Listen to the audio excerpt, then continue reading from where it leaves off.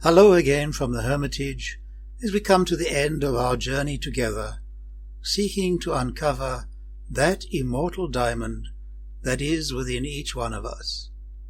Thank you to all of you for that wonderful sharing that has taken place in our little online community. What a great joy to be given this opportunity to take another look and to come to this second gaze. The resurrection is not to be found in the empty tomb, but among the living. I have too long wandered the maze of the dead looking for resurrection and new life. As I read Richard's final letter, detailing his own journey through the second half of life in his own hermitage east of Eden, I became very tearful at the mirror of my own journey and arrival at what I have termed the compassionate stance. Resurrection is to be found everywhere. Yes, the first gaze was not all that compassionate.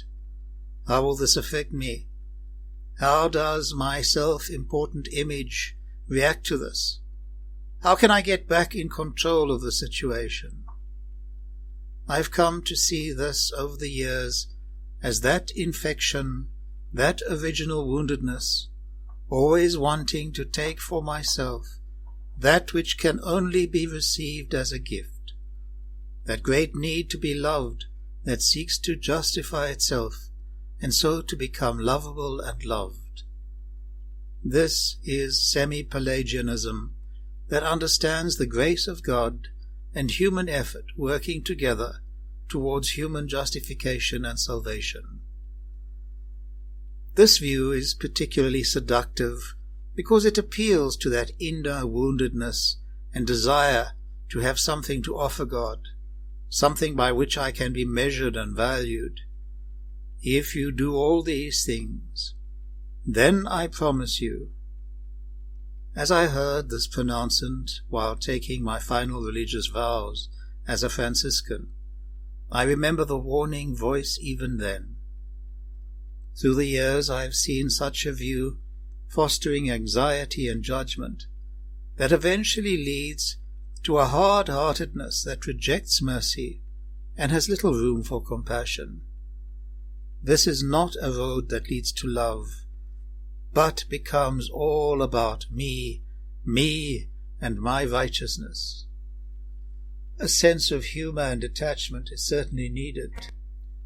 Detachment as that ability to step back from ourselves, to step back from our fear, our grief, our anger, our resentment, to see ourselves, our motives and actions in the light of truth and compassion. Each one of us needs a significant other in order to hold up a mirror so that we can see this truth. Without this, we cannot give or receive unconditional love, and it is completely impossible to love our enemies. I'm so grateful to the late Bishop Gerard Glover for his companionship, his love, his guidance during those early days in the Hermitage.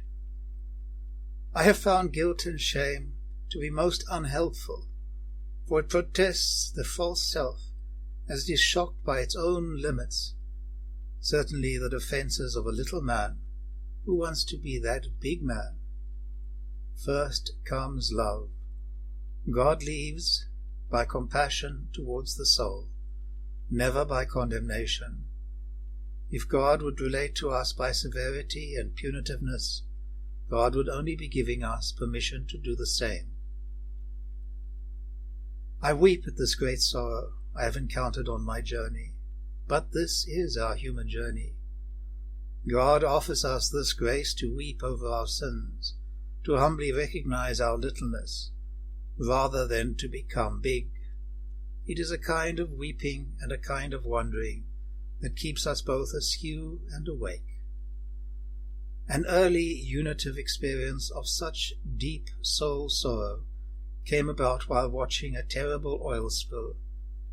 It was that merging of myself with the ocean and the waves, with the beach, the sand, with the fish and the birds, and perhaps most importantly, with that terrible black sticky oil, this is the way of the compassionate gaze. Certainly there's a thread you follow, it goes among things that change, but it doesn't change. People wonder about what you are pursuing. You have to explain about the thread, but it is hard for others to see. While you hold it, you can't get lost.